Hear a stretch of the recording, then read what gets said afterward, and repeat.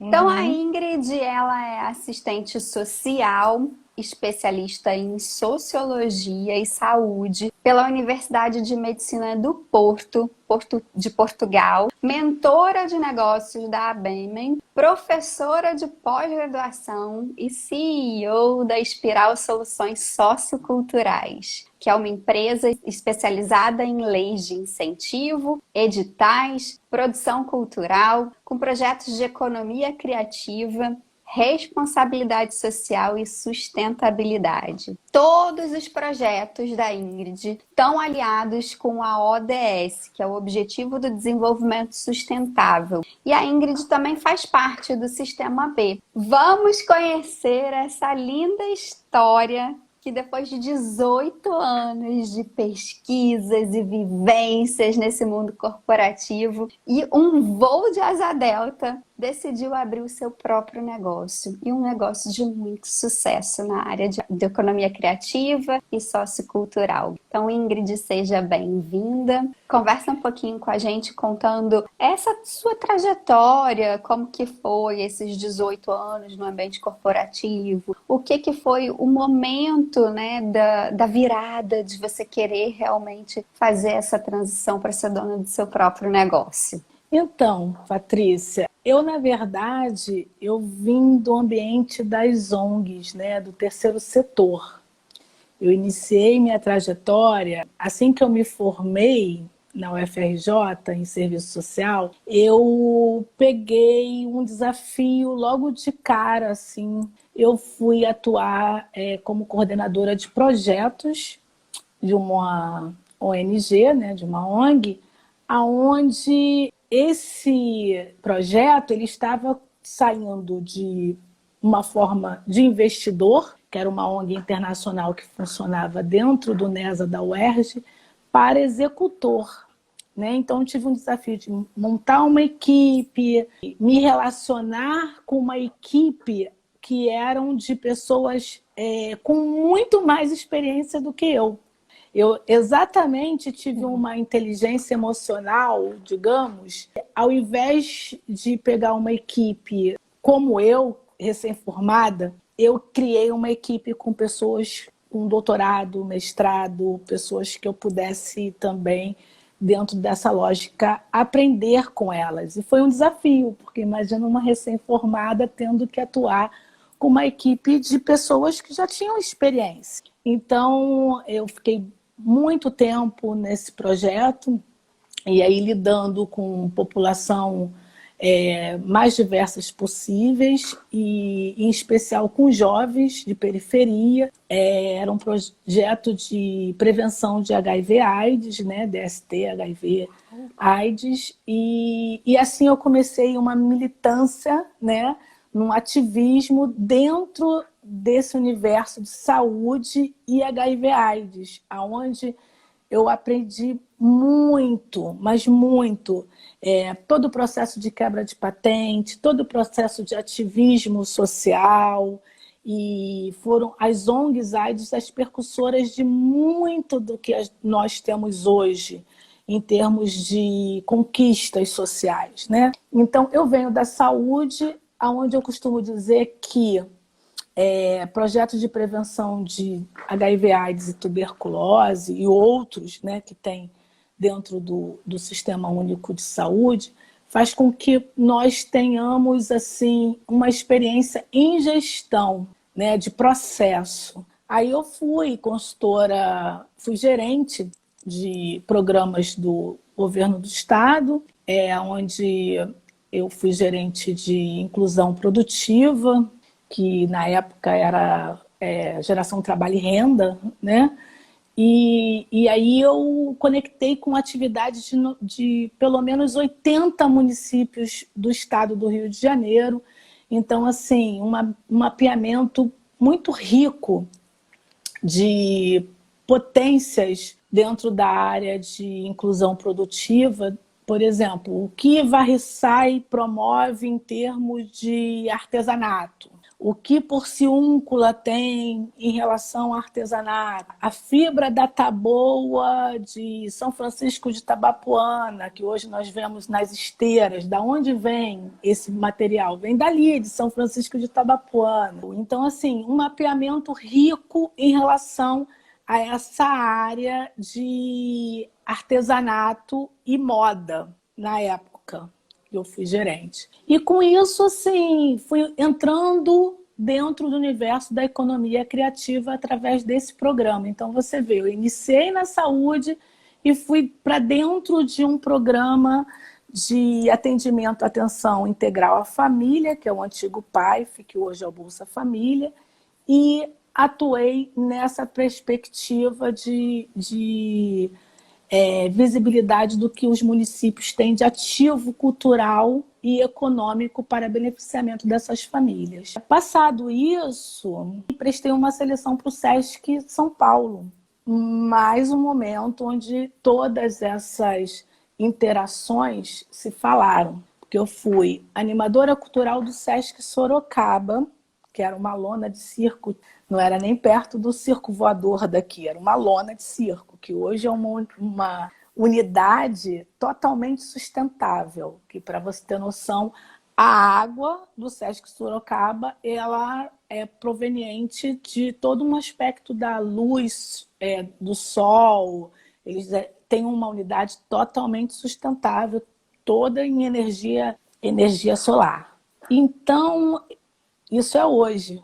Quando eu fui para lá, eu era a única animadora cultural com todas as áreas. Eu programava atividades relacionadas à gastronomia, cinema, música, teatro infantil, teatro adulto e a carreta do Dr. Sesc, que tinha acabado de ser implantada. E toda a programação de nutrição, ou seja, todas as áreas. Depois eu voltei para o Rio, fiquei grávida, né? Tive que cuidar de filho, cuidar da minha filha, né? Uma hora da maternidade. Então fui receber a minha filha, a Sofia, e fiquei aqui no Rio e recebi um convite de voltar para gerenciar o agente jovem do Estado, ficar cobrindo uma licença maternidade de uma amiga, gerenciando o programa de erradicação do trabalho infantil. Então, com isso, o que eu tive de horizonte? Fiz toda a integração do PET ao Bolsa Família, que foi um outro aspecto de receber dados do Rio de Janeiro inteiro, consolidar junto com a equipe. Foi uma atividade também bem intensa. Então, é muito aprendizado. E aí, eu comecei a fazer, paralelo a esses trabalhos, um atendimento para alguns clientes na área de cultura. Então, eu mantinha-me num trabalho fixo e fazia já essa atividade há uns 15 anos atrás, desde que minha filha tem 15 anos, que eu atuo na área cultural com leis de incentivo. Então, eu comecei a fazer e fiz o festival Cine Brasil, que acontece na Alemanha e que precisava de um projeto, né? Ele tinha já alguns aportes financeiros, mas precisava consolidar-se enquanto projeto escrito, fundamentado. E assim eu fiz essa consultoria e comecei a atuar entre a Alemanha e o Brasil e consegui recursos daqui para lá, dentro da área do audiovisual. Então, assim começou a minha trajetória dentro do audiovisual. E com isso, eu fui escrevendo projeto, aprovando projeto em leis, fui morar em Portugal, onde eu fiz uma parte que seria um mestrado, mas como eu retornei para o Brasil, ele saiu como uma especialização, na Faculdade de Medicina do Porto, onde eu cursei Sociologia e Saúde, porque antes de ir para Portugal, eu atuei num fundo internacional chamado Fundo Global Tuberculose Brasil, aonde esse horizonte de estar em diversos territórios se ampliou, porque aí eu comecei a viajar o Brasil inteiro através do programa de tuberculose, atuando junto aos estados, né, aos comitês metropolitanos de todos os estados, com uma área que se chama CAMES, que é Comunicação, Advocacy e Mobilização Social. Então, você vê o seguinte, atuar com a comunicação já faz parte do meu DNA, né? Embora eu não seja formada em comunicação, mas eu entendo que a comunicação ela é a espinha dorsal de qualquer atuação que nós tenhamos que fazer. Eu costumo dizer que quem não comunica bem para dentro, não comunica bem para fora. E colaborar com o Fundo Global foi o que ampliou mais ainda o meu horizonte em termos de gestão, porque eu vi como que acontece um trabalho no Maranhão, outro de uma pessoa, outro no Recife, Bahia, enfim, aí viajar. E foi assim antes de eu ir para Portugal. Quando eu fui para Portugal, eu comecei a fazer esse mestrado em Sociologia e Saúde, e aí eu levei toda a minha expertise dentro da área da saúde para esse curso. Saúde no Brasil, onde a gente atua o quê? Com situações muito adversas, completamente diferente, né? Os protocolos, a atuação, o trabalho de prevenção. Nós temos aqui doenças muito mais... doenças tropicais que Portugal não tem, né? Então os desafios são outros, e aí você toma uma outra perspectiva também dentro da universidade. Você passa as pessoas querendo ouvir quais são os cases que tem no Brasil que você leva, né? Então foi bem interessante também essa perspectiva. E aí, voltando para o Brasil, eu fui atuar pela ONU Habitat no Instituto Pereira Passos, com as favelas pacificadas do Rio de Janeiro. E eu já atuei em favela com programa de tuberculose, com HIV/AIDS e tudo bem, antes da pacificação. E na ONU Habitat a gente fazia toda a parte de programação e o setor era de mobilização e parcerias, que é um setor como se fosse uma responsabilidade social. Então atuávamos junto com as empresas e o que as empresas gostariam de direcionar para as favelas e o que as favelas desejariam receber dessas empresas. Então era uma interlocução, uma articulação de programas e projetos de empresas para dentro das comunidades. E foi aí que eu voei com o Rui Marra. Eu falei, gente, agora é o momento de eu juntar tudo que eu fiz na vida, de pensar quais são os meus propósitos, e já que eu voei e olhei assim uma dimensão, mar, montanha, possibilidades, o que eu posso fazer, eu vou criar o meu negócio. Então, há 5 anos, já está indo para o 6º ano, nasceu a Espiral Soluções Socioculturais. Na verdade, nasceu com o nome de Ingrid Reis Soluções, primeiro, né? Nós passamos depois por um processo, um branding, pensando qual era a marca, e eu fiz junto com a faixa esse processo, né? Eu tendo sempre, Patrícia, a fortalecer as atividades também da academia. Então, por exemplo, eu já tive cliente que me pediu para fazer um núcleo de voluntariado dentro da sua instituição. Eu acabei fazendo um núcleo de estagiários e eles continuam com esse núcleo até hoje, porque fortalece também quem está saindo da universidade e possa colocar em prática, né, seus potenciais, chegar em determinados lugares e até serem absorvidos, né, por essas empresas. Eu comecei a atuar com a que antes era a Ingrid Reis Soluções, muito com o universo também de agenciamento de artista, além das leis de incentivo, workshops, fizemos muitos workshops de elaboração de projetos, captação de recursos, gestão socioambiental. E o que nós começamos a fazer? Customizando as demandas de acordo com o que o cliente nos traz. Então, você quer um curso de elaboração de projeto e captação de recursos para lideranças comunitárias. Então, vamos fazer. Você quer que eu fortaleça as comunidades ribeirinhas para participar do seu edital, porque essas não têm ainda as ferramentas necessárias instrumentais de escrita.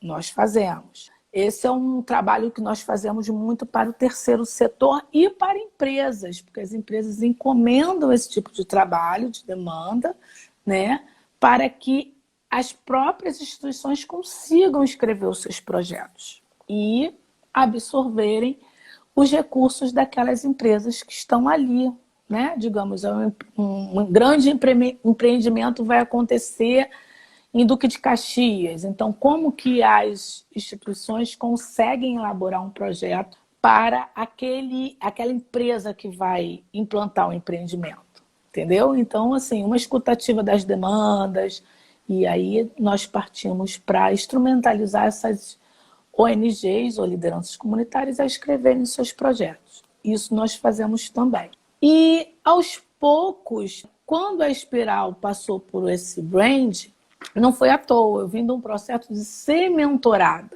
Eu fui mentorada pelo Eduardo Nogueira, que era o presidente anterior da BMEM, Associação Brasileira de Mentores de Negócios, e com isso o meu negócio foi tomando um formato. Então foi tomando um formato esse que é a Espiral hoje, né? Quais são os braços da Espiral hoje? É elaboração de projetos em leis de incentivo e editais, captação de recursos, incentivados e não incentivados, e a gestão desses projetos. Então, nós dialogamos tanto com o patrocinador, que são as empresas grandes, de lucro real, como com os clientes que solicitaram esses projetos, e o órgão público, seja o governo federal, o estado ou o município. Então, nós fizemos essa gestão que muitas das vezes algumas pessoas não sabem, ou algumas pessoas não querem fazer, ou algumas pessoas falam, eu só quero executar o projeto. E aí a Espiral faz essa parte também. Então, costumo dizer, né, que o nosso trabalho é muito holístico. Eu brinco que é começo, meio, fim e continuidade. E dentro desse processo, desses quase 6 anos, há 2 anos eu faço parte do Sistema B, porque eu já trabalhava com os princípios das ODS, né? Eu acho importante nós deixarmos um legado para a sociedade. E pensar na sustentabilidade hoje não tem mais como não pensar. Então, nós temos que pensar e executar. Então, você vê hoje, assim, editais já solicitando os objetivos do desenvolvimento sustentável de 2030. Então, nós antecipamos isso e os projetos escritos pela Espiral, todos eles têm quais são as ODS que interligam e como nós vamos trabalhar essas ODS. Fazemos isso, colocamos na lei. É importante frisar assim, Patrícia, se você tem uma ideia e não tem escrito o projeto, nós tiramos a sua ideia da cabeça e colocamos no papel. Eu estou encantada com a sua história. Nossa, eu falei que eu estava curiosa, mas eu não sabia que você tinha tantas habilidades assim e tanta experiência que o mundo precisa. Não é que a gente precisa, é que o mundo precisa. Do HIV, sim, da tuberculose, do trabalhar em favela, de você colocar, sim, a parte cultural para que todos possam conhecer, do valorizar o quilombola, né, do Dia da Consciência Negra. E é lindo demais de ouvir. Então, diante de toda essa sua trajetória, né, você deve ter passado alguns desafios, né, muitos muito desafiadores e sim, outros nem tanto. Você pode compartilhar algum com a gente, né, de algo que foi um desafio realmente e você conseguiu superar? O maior desafio vem no início, quando você monta um negócio, sem capital de giro, sem pai rico, e fazendo o trabalho orgânico, né, ali, e você precisa dar conta, né, financeiramente, inclusive, porque tem uma criança, adolescente, esse é um desafio. E o outro desafio veio em março, né, com a pandemia, porque você imagina assim, vários contratos assinados e por WhatsApp você recebe, estamos suspendendo o contrato. Oi? Manda, por favor, de uma forma pelo e-mail. E assim, contrato de mentoria, que mentoria você faz online. Então, para você ver o absurdo, né? Que as pessoas realmente não, as empresas não estão acostumadas com o meio digital. Eu falei, gente, mentoria online. Tem aí, Zoom, vamos... Não, porque ainda não passou pela gerência, etc, etc. Aí eu fiquei, primeiro mês, assim, do tipo, um baque do que eu vou fazer, né? Os contratos. Depois, assim, existe algo que quanto mais você fica imobilizado, você puxa mais energia da imobilização. Então, vamos prospectar e ver dentro dessa seara toda do que você faz uma reinvenção de propósitos. Peraí, você atua com leis de incentivo, isso se faz como? Online. O que foi que nós fizemos? Fizemos descontos, porque as pessoas estavam com receio de investir, muitas ainda estão. Então, assim, facilidade de pagamentos e criando perspectiva de atuar com mais projetos. Então, assim, se você atende 5, você passa a atender 10 na medida que você diminui um pouco do valor, sem diminuir o seu valor enquanto trabalho. E assim foi, eu mudei a perspectiva e fiz uma nova modelagem do meu negócio e falo, olha, o meu valor era X, estou dando desconto do Covid, mas o valor é Y, entendeu? E assim... Tá ótimo. Ótimo, adorei. É um desconto por causa do Covid. Foi uma boa estratégia de precificação que você usou. Ingrid, uma outra pergunta. O que a Ingrid de 20, 30 anos falaria para a Ingrid de hoje? Hoje eu aprendi que eu tenho que viver o momento. Eu, na verdade, acho que sempre vivi bastante assim, pensando no momento. Eu nunca fui uma pessoa muito futurista. Onde você vai estar daqui a 5 anos, a 10 anos, 30 anos? Pessoas que pensam assim, né? Eu sempre vivo o momento. Eu acho que a maturidade está me dando esse processo de não sofrer por antecipação ou ansiedade. Eu era muito ansiosa.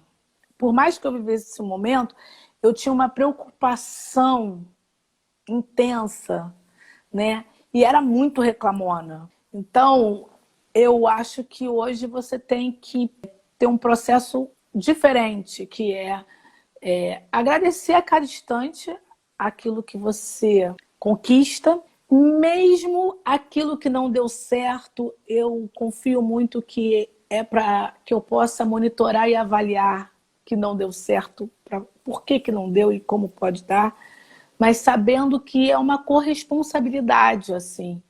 Eu de todas as formas, tirei essa questão da culpa, sabe? Não deu certo aquilo ali por culpa, ou isso não foi interessante. Não, eu evito até falar essas palavras. Acredito muito nessa perspectiva de confia, foca e executa. E nessa sua trajetória, qual foi seu maior aprendizado? Respeitar o cliente. Nós temos que, muitas das vezes, educar como que funciona, né? Qual é esse processo? É um processo realmente educativo, né? E aí tem que ter esse respeito, porque o tempo das pessoas é diferente do seu tempo.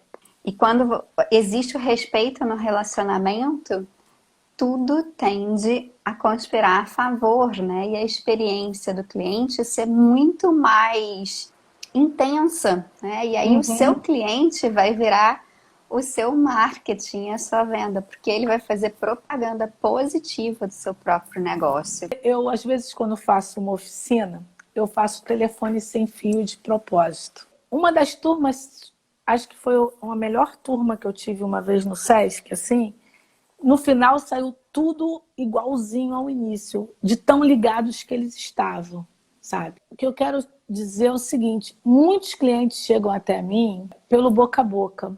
Ingrid, eu tô chegando até você porque fulano me indicou. É muito bonito você ter isso, é muito bacana, porque esse é um resultado do seu trabalho.